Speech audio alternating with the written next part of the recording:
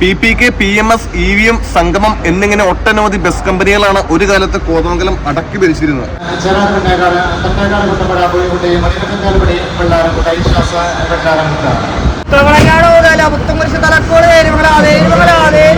ഹൈറേഞ്ചിന്റെ പല സ്ഥലങ്ങളിലേക്ക് ആദ്യമായിട്ട് ബസ് സർവീസ് തുടങ്ങിയത് നമ്മുടെ കോതമംഗലത്ത് നിന്നാണ്.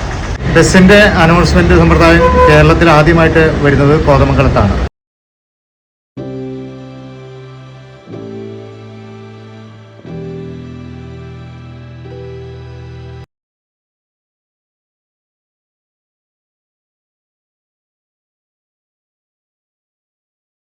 കാൽനടയായിട്ടും സൈക്കിളിലും യാത്ര ചെയ്ത് ശീലിച്ച ഒരു ജനതയ്ക്ക് ബസ്സിൽ കയറാനും സഞ്ചരിക്കാനുമൊക്കെ ഒരു താല്പര്യക്കുറവായിരുന്നു.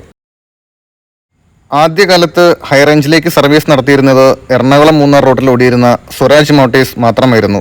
പിന്നീടാണ് PPK മോട്ടേഴ്സിന്റെ കടന്നുവരവ്. സ്വന്തം വണ്ടികളുടെ അറ്റകുറ്റപ്പണികൾക്കായി കോതമംഗലത്തും മൂന്നാറിലും സ്വന്തമായി ഒരു ഗ്യാരേജ് തന്നെ ഇവർക്കുണ്ടായിരുന്നു.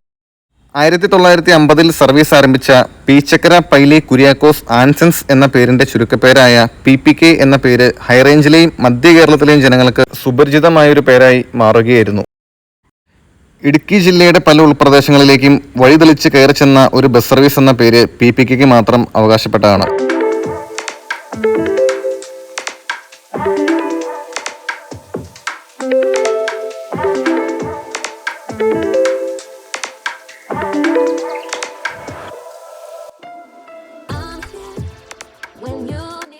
പിൽക്കാലത്ത് KSRTCയുടെ കടന്നുവരവ് PPK, PMS മോട്ടേഴ്സിന്റെ പല സർവീസുകളും നഷ്ടത്തിലേക്ക് വഴിമാറുകയാണ് ചെയ്തത്. ഇന്ന് ഈ ബസ് ഓപ്പറേറ്റേഴ്സ് എല്ലാം ഈ മേഖലയിൽ നിന്ന് പിൻവാങ്ങിക്കഴിഞ്ഞു.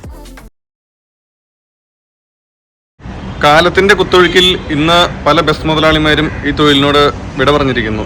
ഇന്നിപ്പോൾ എല്ലാ വീടുകളിലും സ്വകാര്യ വാഹനങ്ങൾ ഉണ്ടെങ്കിലും ഒരുപറ്റം സാധാരണക്കാരുടെയും വിദ്യാർത്ഥികളുടെയും ഏക ആശ്രയം എന്ന് പറയുന്നത് ബസ് എന്ന സംവിധാനം തന്നെയാണ്.